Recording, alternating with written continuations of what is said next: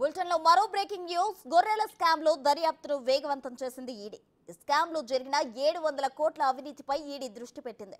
అందులో భాగంగా స్కామ్ పై ఈసీఐఆర్ నమోదు చేశారు ఈడీ అధికారులు. గొర్రెల పంపిణీ పథకంలో పెద్ద మొత్తంలో డబ్బు చేతులు మారినట్లు ఆధారాలు గుర్తించిన అధికారులు పీఎంఎల్ఏ యాక్ట్ కింద విచారణ వేగవంతం చేశారు. ఇప్పటికే ఈ స్కామ్ కు సంబంధించి పూర్తి వివరాలు ఇవ్వాలని పశుసంవర్ధక శాఖ అధికారులకు ఈడీ లేఖ రాశారు. అంతేకాకుండా గొర్రెల పంపిణీ పథకం లబ్ధిదారుల వివరాలు ఇవ్వాలని లేఖలో పేర్కొంది. గొర్రెల కొనుగోలు కోసం ఏ జిల్లాల్లో ఏ అధికారులు బ్యాంక్ ఖాతాల్లో డబ్బు జమ అయిందని ప్రశ్నించింది. ఎంత జమ చేశారు వంటి విషయాలపై ఈడీ ఆరా తీస్తుంది.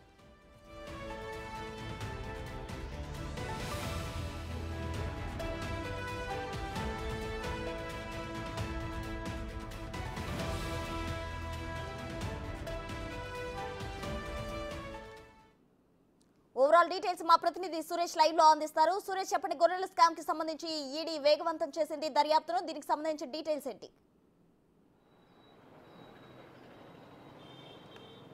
గొర్రెల స్కామ్లో 700 కోట్ల రూపాయలు అవినీతి జరిగిందని చెప్పేసి ఏసీపీ దర్యాప్తులో తేలడంతో ఈడీ కూడా రంగంలోకి దిగింది. మనీ లాండరింగ్ సంబంధించి పెద్ద మొత్తంలో నగదు చేతులు మారింది కాబట్టి ఈడీ కూడా దర్యాప్తు ప్రారంభించింది. కేసు కూడా నమోదు చేసి పశుసంవర్ధక శాఖలో గొర్రెల లబ్ధిదారులకు అందించిన డీటెయిల్స్తో పాటు బ్యాంక్ అకౌంట్స్, ట్రాన్స్పోర్ట్, ఏదైతే గొర్రెలను రవాణా చేసిన ట్రాన్స్పోర్ట్ డీటెయిల్స్, గొర్రెలు కొనుగోలు చేసిన డీటెయిల్స్ మొత్తం సంబంధించిన డీటెయిల్స్ అన్నిటిని కూడా సబ్మిట్ చేయాలని చెప్పేసి పశుసంవర్ధక శాఖకి లేఖ ద్వారా కోరడం జరిగింది. వారు వీలైనంత త్వరగా ఈ వివరాలు కూడా అందించాలని చెప్పేసి ఆదేశాలు ఇవ్వడం జరిగింది. అయితే గొర్రెల స్కామ్లో 2017లో ఈ స్కీమ్ ప్రారంభించినప్పటి నుంచి కూడా దఫదఫాలుగా 4 లక్షల యూనిట్ల గొర్రెలను పంపిణీ చేసినట్టు అధికారులు లెక్కలు చూపిస్తున్నారు. ఇందులోనే చాలా గోల్మాల్ జరిగింది.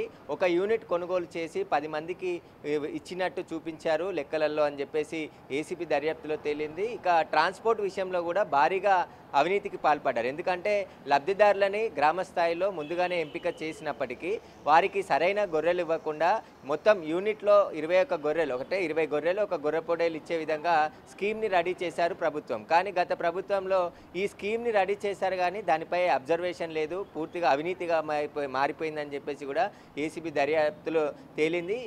పశుసంవర్ధక శాఖ అధికారులు కింది స్థాయి నుంచి డైరెక్టర్ స్థాయి వరకు కూడా అవినీతికి పాల్పడ్డారు. అందిన కాడికి దండుకున్నారని ఏసీబీ గుర్తించడం జరిగింది. దాదాపు ఈ 4 లక్షల యూనిట్ల పంపిణీలో కూడా ఎక్కడ ఈ లబ్ధిదారులను గుర్తించారు.